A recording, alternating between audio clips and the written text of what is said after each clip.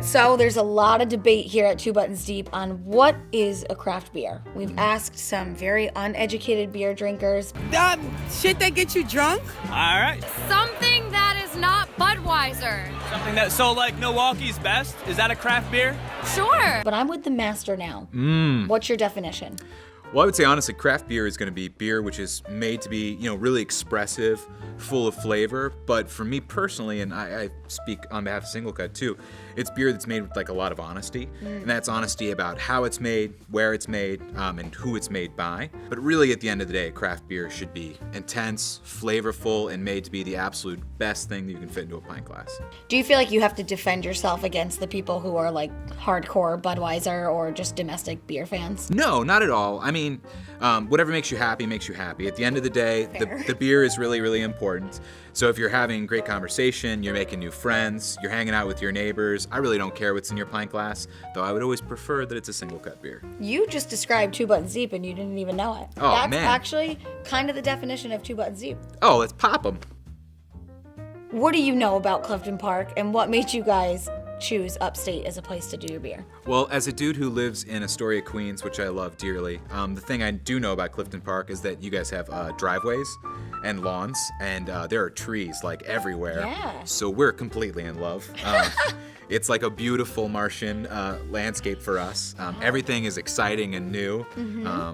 There's rabbits. A ton of rabbits. Yeah, wow. Mind blower for us on that one. Really? Yeah.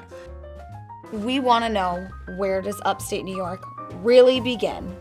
Most of my fellow New York City dwellers would say that pretty much as soon as you get off the subway at the last stop in the Bronx, you're upstate. I'm a cultured gentleman, though, so I would say at the end of the Hudson Valley. I think I can only get about 5 questions deep without having a beer. Okay, So fair. you got to talk to me about this. Yeah. So And we're going to have some, too, by the way, wherever thank God. my servant is. Servant or server? I'm going to go with servant in this case. Please crack it open for me. No, I Oh, spit in that thank one. you. That's good to go. I'll crack Oh, yours though perfect. for you, Oh, sir. thanks. There you go, brother. Ooh, well done. Alrighty, yes. Thank Cheers, you. man. I'm glad I can be Chin, on chin. set. All right, so what are we drinking? We're drinking one of my absolute favorite beers. This is kind of like one of the ones we're a little bit more known for. This is called Softly Spoken Magic Spells. So this is our little loving tribute to the great Pink Floyd. Okay. Because we're all things music at all times. But the big thing we're about, like great music, great beer should be bold, but it should also have balance, right? So this is why I absolutely adore this beer. It's a huge hop bomb. Got notes of orange juice, a lot of apricot, and then underneath you get this little resiny dankness, Ooh. which is You nice. said it was a big boy earlier, too. Yeah, it's also What does that mean? 8.6% alcohol. Oh, God. So bottoms up. Guys, that's like all I got within me. It's probably one of these. It's good, though. You dig? I dig. That's all that matters to me. So this is an IPA, right? This is a double IPA. Whoa, baby. I Yeah. can feel it already, that's why. So it's bigger, it's a little rounder, it's a little sweeter, and there's just a massive amount of big, beautiful fresh hops in this beer. Do people look at you weird when you say, like, it's big and round when you describe a beer? I say it with confidence. You do, so I believe you, and There we go. I would totally tell someone this is big and round. Would you rather go an entire year, calendar year, without beer or without music? I'd have to go without beer. Really? Yeah. Yeah, that makes sense. I'd go to so many shows and I would look so svelte.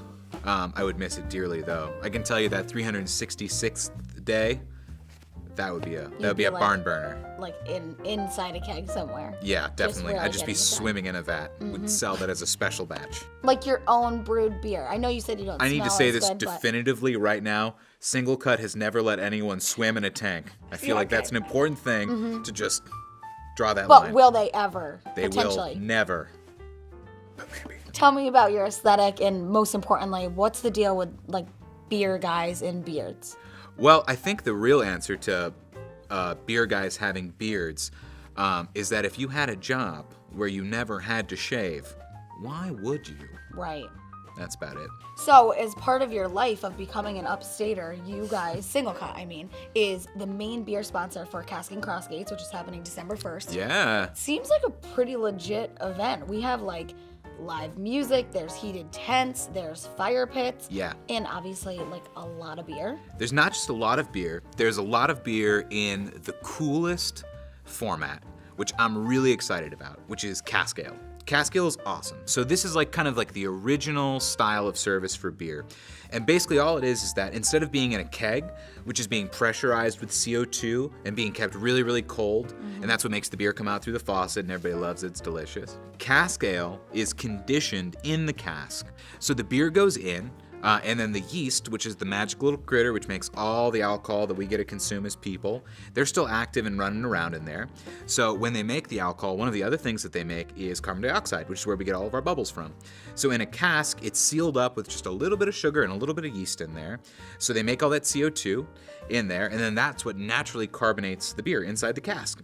And then on Saturday, December 1st, when CASK and CROSSGATES happens, all of those casks, which is going to be just dozens and dozens from all these great breweries all over, including Singlecut, those casks are all going to get tapped at the same time, which basically means we're going to take a giant mallet and we're going to drive a huge faucet through the side of the keg. And then, without it being refrigerated anymore or anything like that, we're going to pour the beer directly out into the glasses. So what ends up happening is without pumping all that CO2 in there, the beer is going to be like a little more nuanced. It's going to be a little bit less carbonated, but the bubbles are going to be like really tight and fine. And what's going to happen is because it's not served ice cold and it's not served super, super sparkling, you're going to get to taste all of these beers, some of which hopefully you've had before, in a totally new way that you've never had them before. And if you're going to experience it for the first time, experiencing it on December 1st in a heated tent is pretty much the ultimate way to do that. I feel like you just described this to me in like the way of a children's book. It was like very animated and I learned a lot and I'm very excited about it. That's all I'm into. As a child would be if they could drink beer.